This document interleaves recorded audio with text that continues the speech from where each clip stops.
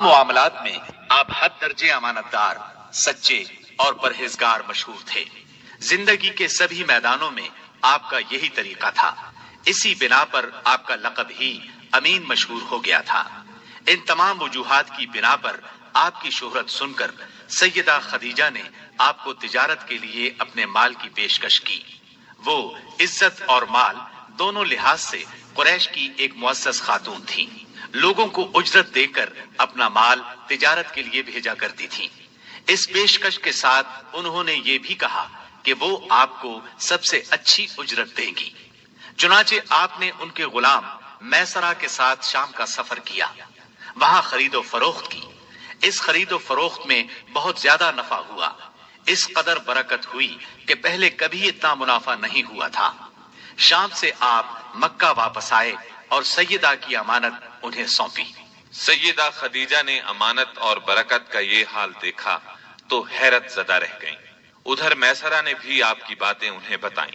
تب سیدہ نے محسوس کر لیا کہ انہیں ان کی مراد مل گئی ہے، چنانچہ انہوں نے آپ سے اپنی سہیلی کے ذریعے سے شادی کی خواہش ظاہر کی۔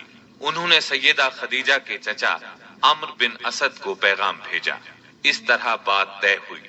نکاح کا خطبہ ابو طالب نے پڑھا، اس میں اللہ کی حمد و ثنا کی، پھر آپ کے فضل و شرف کا ذکر کیا۔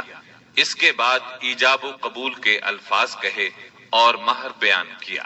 یہ ملک شام کے سفر سے واپسی کے 2 مہینے اور چند دن بعد کی بات ہے۔ اس وقت آپ کی عمر 25 سال تھی اور سیدہ خدیجہ کی عمر 40 سال تھی۔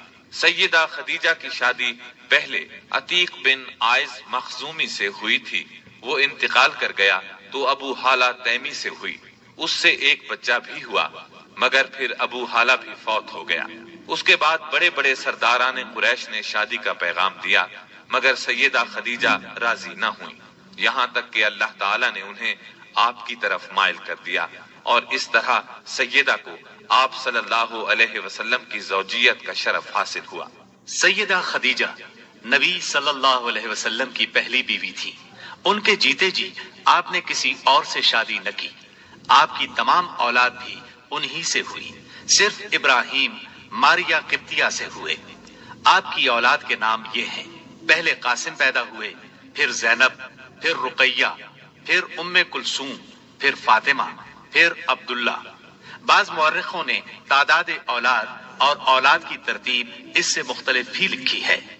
آپ صلی اللہ علیہ وسلم کے تمام لڑکے بچپن میں فوت ہو گئے، البتہ تمام بچیوں نے عہد نبوت کو پایا، اسلام لائیں اور ہجرت بھی کی، اور سب کی سب آپ کی زندگی ہی میں انتقال کر گئی۔